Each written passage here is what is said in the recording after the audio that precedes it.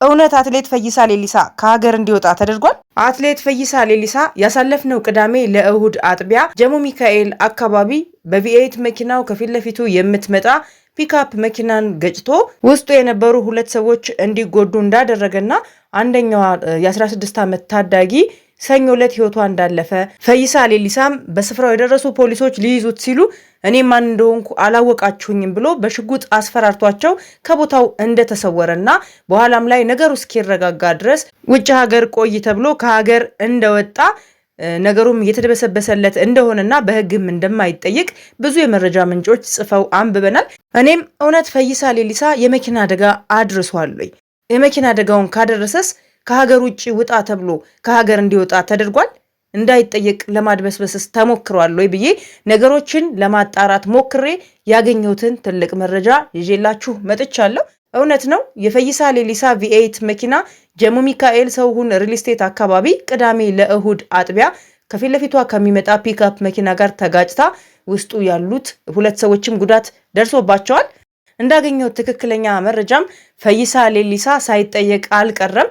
ወደ ፖሊስ ጣቢያ ሄዶ ቃሉን ሰጥቷል። እናም በወቅቱ መኪናዬን ያሽከረክር የነበረው ወንድሜ ነው እንጂ እኔ ከሰዎቹ ጋር አልተጋጨሁም፣ የተገጨውም የኔ መኪና ነው ሲል ቃሉን ለፖሊስ እንደሰጠም ያገኘሁት መረጃ ያመለክታል። ከዚህም በተጨማሪ አትሌት ፈይሳ ሌሊሳ እንዳይጠየቅ ባለጊዜ ስለሆነ የደህንነት አካላትና የፖሊስ አካላት ተባብረውት ወደ ውጪ ወጥቷል የሚለውን መረጃ ለማጣራት ሞክሬ ፍጹም ስህተት ውሸት እንደሆነ መረጃ አግኝቻለሁ። አትሌት ፈይሳ ሌሊሳ ከሀገር አልወጣም።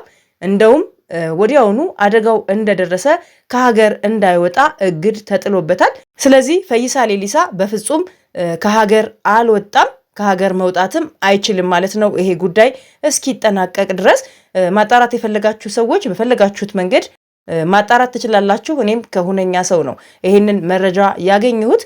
ቀደም ብዬ በሰራሁት ቪዲዮም እርግጠኛ አይደለሁም ብያችሁ ነበረ። ምክንያቱም በወቅቱ ነገሮችን በደንብ ማጣራት አልቻልኩም ነበረ።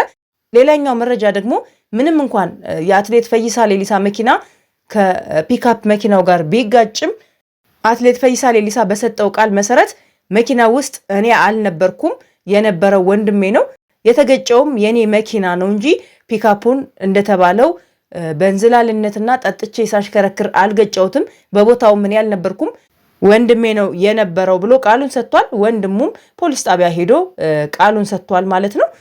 ህይወቷ አለፈ ስለተባለችው የ16 ዓመት ልጅም ቢሆን ምንም አይነት መረጃ ከቤተሰቦቿ በኩል ወይም ደግሞ በቀጥታ ከፖሊስ አካላት ወይንም ይህንን መረጃ ሊነግሩን ከሚገቡ አካላት የወጣ መረጃ የለም። በወሬ ደረጃ ነው የተወራው። እናም ፈይሳ ሌሊሳ ከሀገር ወጥቶ አሜሪካ ሄዷል ከሚለው ነገር ጋር አያይዘን ስናየው ምናልባትም ውሸት ሊሆን የሚችል መረጃ ነው። አርቲስት ጫላ ቡልቱሜም ልክ የመኪና አደጋ ወሬ እንደተሰራጨ አንድ ጽሑፍ ጽፎ ነበረ። በትላንትናው ቪዲዮ ላይ በደንብ በስፋት ነግሬያችኋለሁ። ነገር ግን አሁን በትንሹ ለማንሳት ያህል እውነት ነው የመኪና አደጋው ተከስቷል። ነገር ግን በቦታው ፈይሳ ሌሊሳ አልነበረም፣ ወንድሙ ነበር የነበረው። ቃሉን ሰጥቶ ለፖሊስ ፖሊስም የሚደረገውን አድርጎ ሸኝቶታል።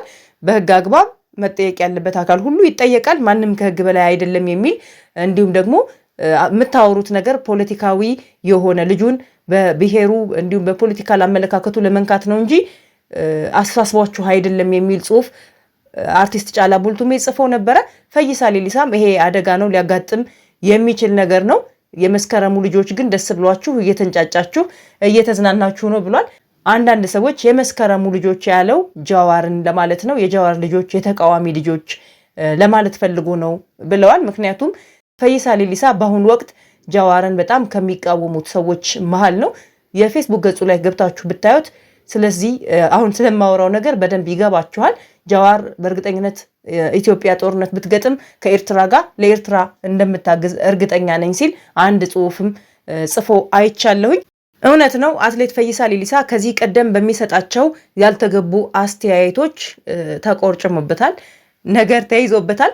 ምክንያቱም ከዚህ ቀደም እንደምታስታውሱት የነዳጅ ጭማሪን ተከትሎ ብዙዎች በጣም ተወደደብን ብለው አስተያየታቸውንና ምሬታቸውን ሲገልጹ አትሌት ፈይሳ ሌሊሳ መኪና ያለው ሰው ስለ ነዳጅ ዋጋ መጨመር አያሳስበውም፣ ያሳሰበው ካለም ደግሞ መኪናውን ሸጦ አቢቹ በሰራለት ኮሪደር ልማት ላይ ፈረስ ገዝቶ መሄድ ይችላል የሚል ንግግር አድርጎ ብዙዎች ተቃውመውታል።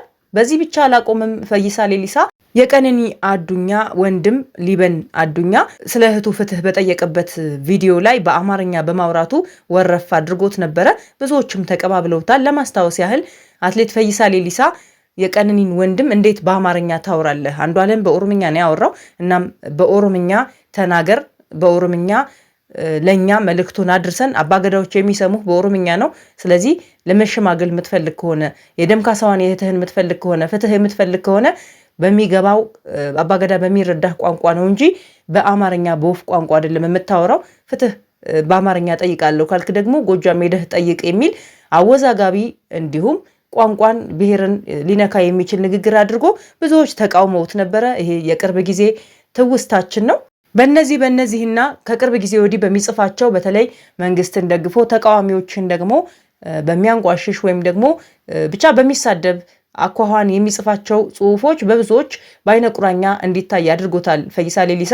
በዚህም የተነሳ ይመስለኛል የመኪና አደጋ አደረሰ መባሉን ተከትሎ ጠጥቶ ሲያሽከረክር ነው ማንም አያስረኝም ማንም አይነካኝም ብሏል።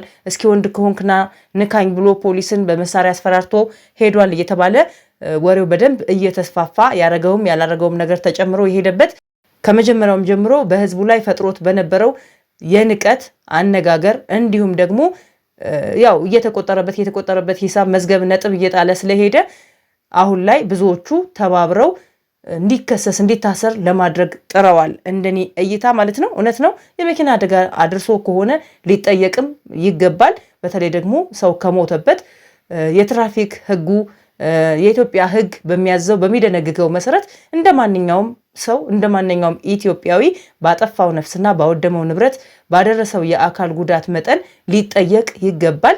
ማንም ሰው ከህግ ፊት እኩል ነው። ማንም ሰው ከማንም አይበልጥም። ነገር ግን ከዚህ ቀደም የተናገራቸውን ነገሮች እንደ ቂም ይዞ የማይሆኑ ነገሮችን ጨምሮ ማስወራትም ልክ አይመስለኝም።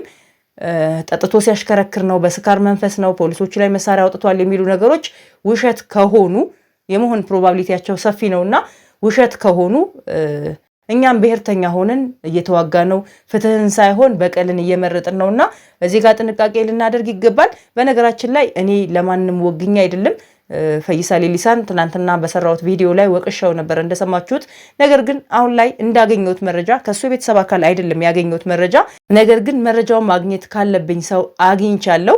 ፈይሳ ሌሊሳ በፍጹም ከሀገር አልወጣም አይወጣምም። ምክንያቱም ከሀገር እንዳይወጣ እግድ ተጥሎበታል።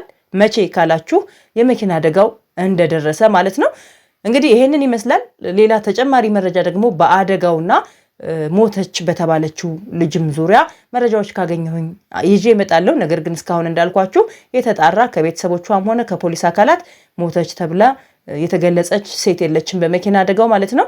የአካል ጉዳት የደረሰባቸው ሰዎች እንዳሉ ግን ተገልጿል። እውነት ሞታ ከሆነ ለቤተሰቦቿ መጽናናትን እመኛለሁኝ። እኔም በተጨማሪ ማብራሪያ ይዤ እመጣለሁኝ መረጃው ሲደርሰኝ ማለት ነው። ለጊዜው ግን ያለው እውነታ ይህንን ይመስላል።